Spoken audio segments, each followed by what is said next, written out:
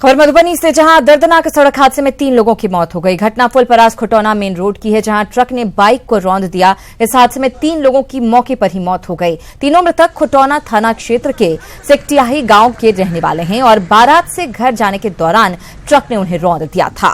तीनों मृतकों के नाम दुर्गा प्रसाद, अमित कुमार और पप्पू यादव हैं। तीनों की मौत के बाद परिवार के साथ ही पूरे गांव में मातम का माहौल है।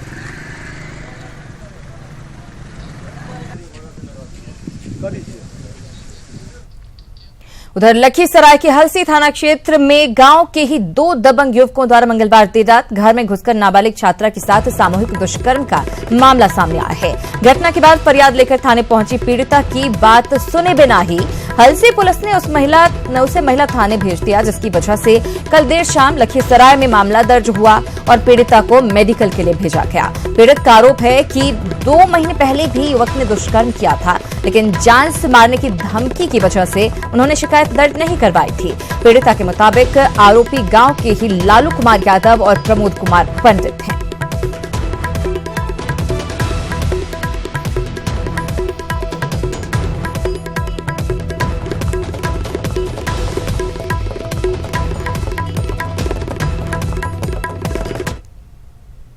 क्या नाम?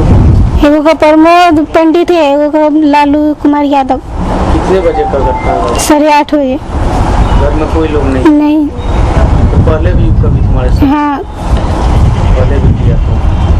उसके बाद डरा धमका दिया? हाँ। क्या कहता था वो?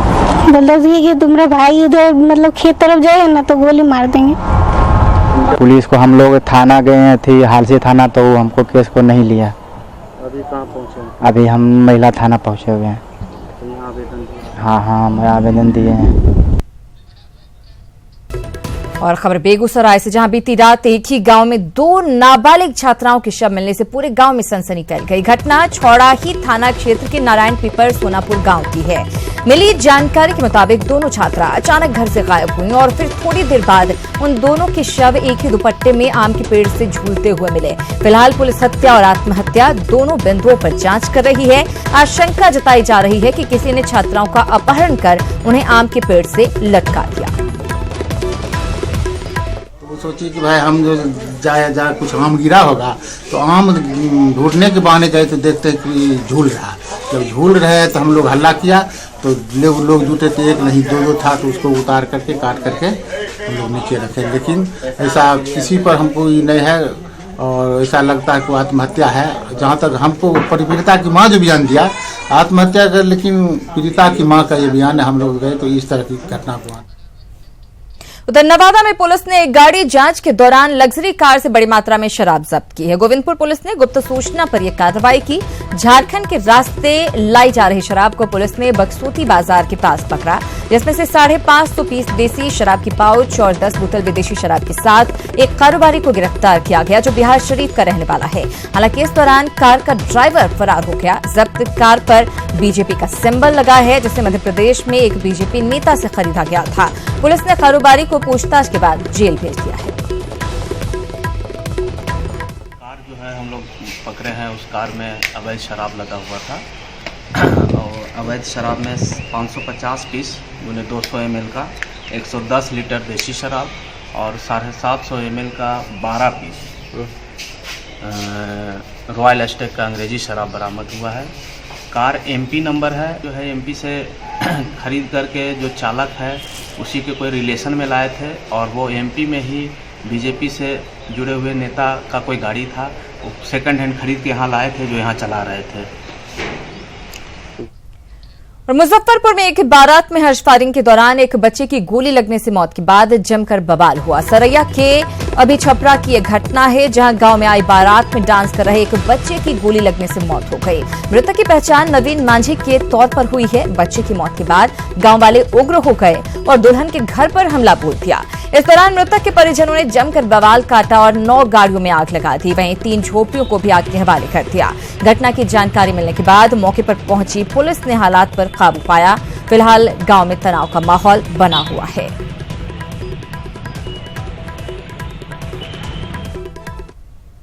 सर बाराती आया था, उसमें लड़का गया उस जगह देखे ने बुला के ले गया, अब पटक के गोली मार दिया। 3 आदमी था, जो मुकेश गोली चलाए हुए हैं, मौके पर ही मौत हो गई। जी उसी जगह मौत हो गई। हमारे और 2 आदमी के था? वो 2 आदमी के नहीं हम देखे, करिया शॉट था, के लाल शॉट था। तो बदला हम चाह रहे थे कि वो उसको मैंने सजा होना चाहिए, जिस तरह हमारे बेटा की मौत हुआ। जहाँ तहाँ सब कोई भागने लगा बेचारा गाड़ी पकड़ा। हाँ, बाद में घर में सब दर्जा उर्जा तोड़ उड़ के रुका। हम था वहाँ पर, हमको भी मारा, लड़की को बचाने के लड़की को भी मारा। हाँ, जितना सामान था समूचा सब VIP समूचा उठा कर ले गया, सब कुछ चावल सब। एक छोटी सी गलती किस तरीके से खुशियों की बारात को मातम में तब्दील कर देती है और पूरा मंजर माहौल तबाही का हो जाता है। मुजफ्फरपुर का यह नज़ारा बताने के लिए काफ़ी है। आप देख सकते हैं कि किस तरीके से गाड़ियां जलाई गई है। यहाँ 10 की संख्या में गाड़ियां जलाई गई। मामला एक बच्चे को गोली मारने को लेकर है कि युवक जो बारात में था और बारात में कहा यह जा रहा है कि डांस करने को लेकर विवाद हुआ और उसके बाद गोली चलाई गई। गोली जो चलाई गई है, गोली मारने का आरोप जो दुल्हन थी जिसकी शादी होनी थी उसके भाई पर लगा है, चचेरे भाई पर। उसी ने उसको गोली मारी है और परिजनों की मांग है कि उसे जल्द से जल्द पकड़ा जाए और पकड़ के ज़्यादा से ज़्यादा सख्त से सख्त सजा दी जाए। क्योंकि इस बात को लेकर काफ़ी यहाँ लोगों में गम और गुस्सा है। यहाँ जो भीड़ जुटी है उसे आप देख सकते हैं। ये सारे लोग इस मामले से काफ़ी गमगीन हैं कि आखिर खुशियों के बीच एक युवक को क्यों गोली मार दी गई। सुधीर कुमार, न्यूज़ 18 मुजफ्फरपुर। और मुजफ्फरपुर के चर्चित बालिका गृह यौन उत्पीड़न मामले में नया मोड़ आ गया है। मामले में गिरफ्तार जिला बाल संरक्षण पदाधिकारी रवि रोशन की पत्नी ने मामले की CBI जांच की मांग की है। उनका कहना है कि सफेदपोश लोगों ने खुद को बचाने के लिए रवि को फंसा दिया है। इसके लिए रवि रोशन की पत्नी शिभा सिंह ने मुख्यमंत्री के नाम खुला पत्र भी लिखा है, जिसमें कहा गया है कि बालिका गृह के लेखापाल राजेश रोशन को बचाने के लिए रवि रोशन को फंसाया गया है। उन्हें बालिका गृह कांड में पूरी तरह साजिश के तहत फंसाया जा रहा है। कोई राजेश रोशन नाम का है इंसान जिसे अभी तक नहीं गिरफ्तार किया गया, उसी के नाम पे मेरे पति के नाम को जोड़ा जा रहा है, वो भी सिर्फ रोशन नाम से। इसलिए मैं CBI से जांच करवाना चाहती हूँ। उसके अलावा मेरे पास और कोई रास्ता नहीं है। प्लीज आप लोग मेरी मदद कीजिए। मंत्री जा सकते हैं कानून में, वह देख सकते हैं। मंत्री का पति क्यों जा सकता है वह जहां महिलाएं रहती है। इसलिए मेरा भतीजा CCTV लगाने का वहां मांग कर दिया, निदेशक को दिया। यह नागवार गुजरा। हमारा भतीजा भवन बदलने के लिए लिख दिया, सारा दस्तावेज रेकर कार्यालय में है। और बात सियासी खबरों की। बिहार की सियासत में मौजूद दोनों गठबंधनों में सीट शेयरिंग पर पेंच फंसा हुआ है। दोनों गठबंधनों में शामिल घटक दल खुद को बड़ा साबित करने में लगे हुए हैं। ऐसे में दोनों को कोऑर्डिनेशन कमेटी की जरूरत है, लेकिन दोनों इस जरूरत को खारिज करने में जुटे हैं।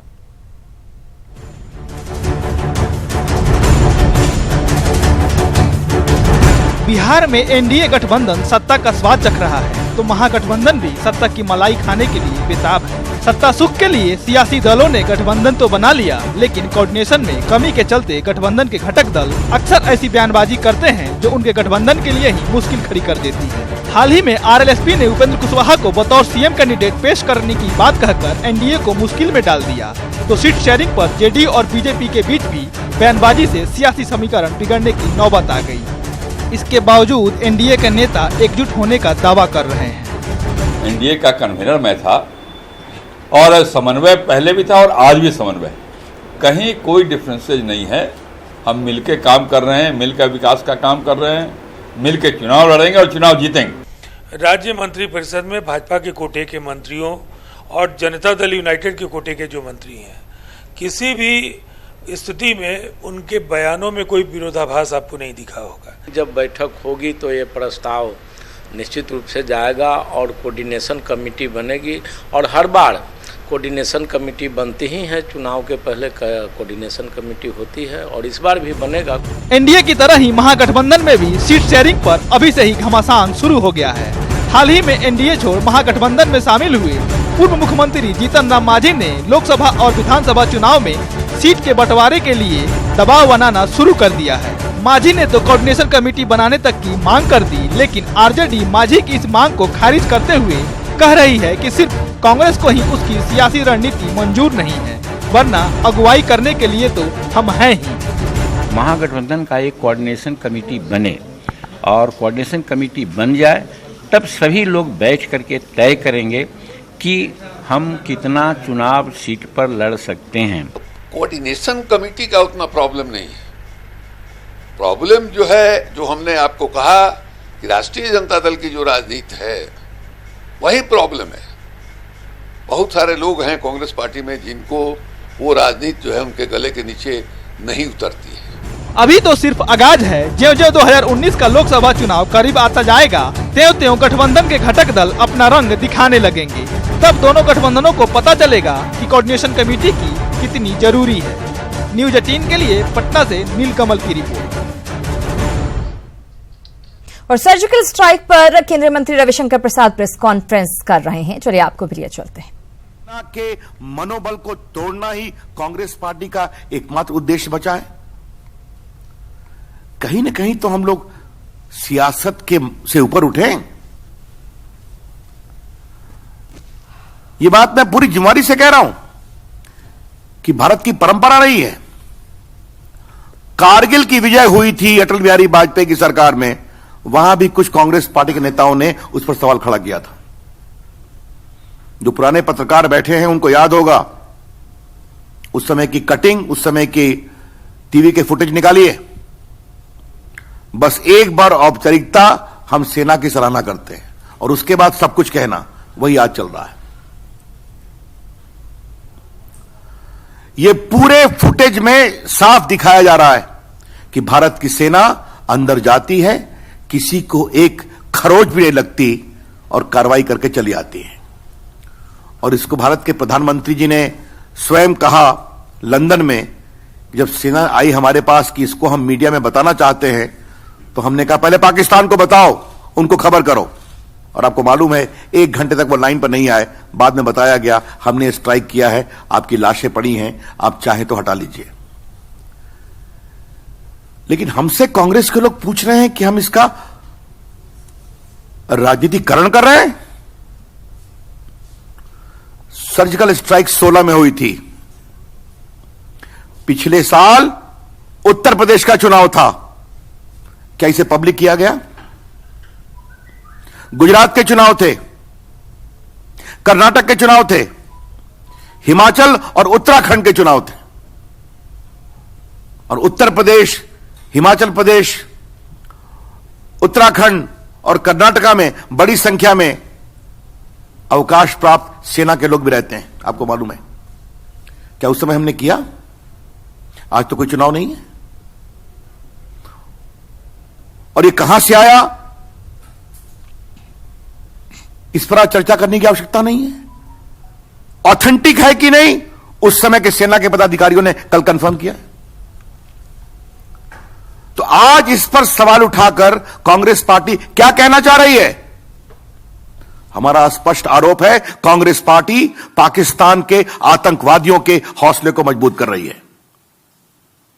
और हमारा दूसरा आरोप यह है कि जो पाकिस्तान बार बार सर्जिकल स्ट्राइक को कहता है हुई नहीं, तो आज पाकिस्तान के लोग भी कहेंगे तो कांग्रेस पार्टी भी सवाल उठा रही है, तो हमारी बात ही कह रही है, सर्जिकल स्ट्राइक हुआ नहीं।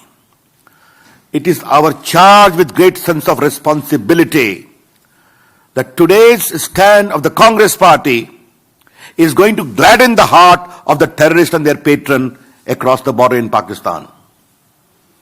And second, it is going to give a big campaign handle to the establishment in Pakistan that what we said, questioning the authenticity of the surgical strike, is being reinforced by Congress party. जो मैंने कहा fringe party हो गई है Congress party, इसलिए कहा था। देश हित में साहस दिखाना पड़ता है। अब कांग्रेस पार्टी ने कितना साहस दिखाया है उसकी चर्चा कभी और करेंगे। लेकिन क्या बार बार जनता से हराए जाने के कारण इतने हताश हो गए हैं कि आप सेना के मनोबल को कमजोर करेंगे? यह है सबसे बड़ा सवाल।